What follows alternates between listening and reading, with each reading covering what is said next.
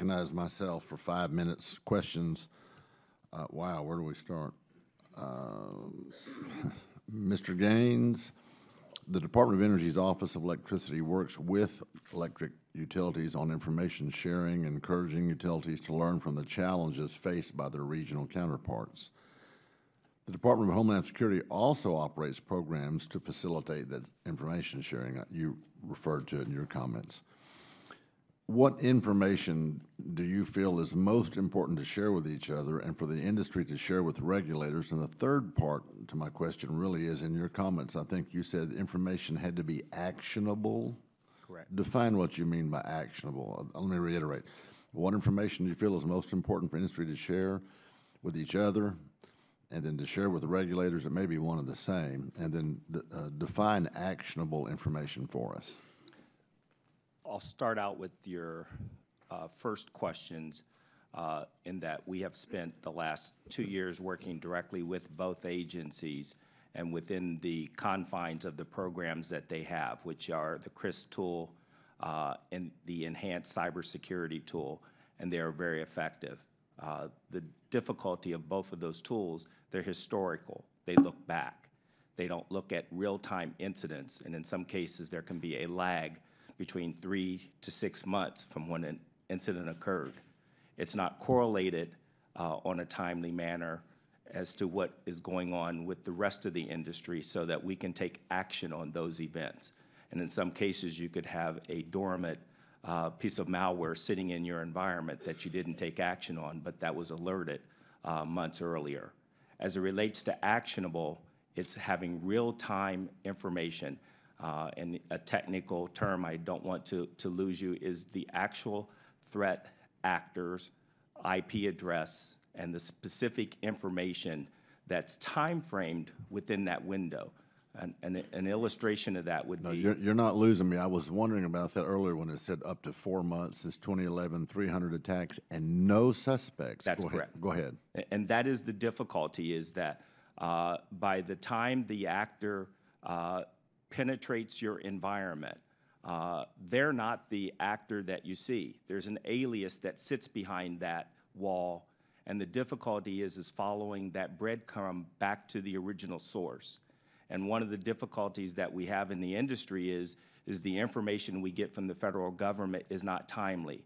And so for us to take action on something that really we have no control over is very difficult. My suggestion would be to reverse that, is for us to provide across the industry real-time incidents, and it's doable, and to be able to track not only the source, but the actual follow-on activity that occurs from that event.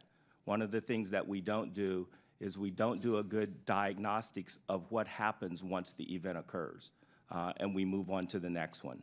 Okay, let me jump over to Mr. Wilshusen. You talked about having conferences, I think, where you met around the country, probably industry, and I presume government as well. How often are those conferences held, and how many attendees? And should we increase that frequency, and are they sharing that information? Well, these, what I referred to, were conferences that were being held by NERC, which is the North American Electric Reliability Corporation. And they hold those annually. But to the extent that Mr. Gaines talked about in providing useful, actionable information in a timely manner, annual is not enough. They do talk about different threats. No, it almost have to be daily or weekly. Much more frequently. Absolutely. This has been, right, this has been... I'm talking about the sharing of the information. Right, the sharing of the information, particularly between federal government to private sector, and then even among private sector entities, has been a long-standing problem and a challenge throughout all critical infrastructure sectors, including this one, electricity sector. What we have found in the past is that there have been certain obstacles to doing that, including from the government side to private sectors, making sure that those individuals at the private sector had the appropriate security clearances. That's been a challenge, as well as having a secure mechanism to share that information timely. Is there one office that oversees what you're describing? Is there one office within your agency, for example, that oversees it? Who oversees that? Well, overall, DHS has a responsibility across federal government for taking the lead in the So, for but does critical DHS, you infrastructure may not know protection. this, forgive me for interrupting, but No. does DHS have one office that is, allocates their time and manpower and resources to just this cybersecurity for energy companies alone?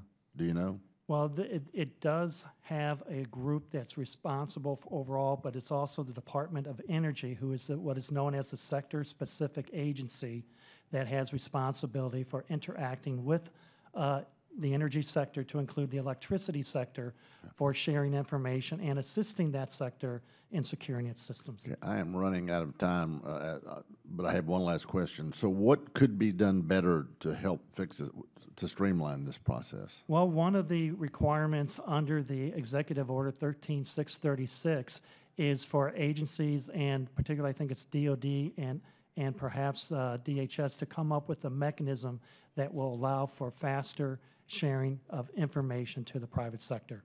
Oh, all right, thank you. I'm over time, and I yield to the gentlelady from Oregon.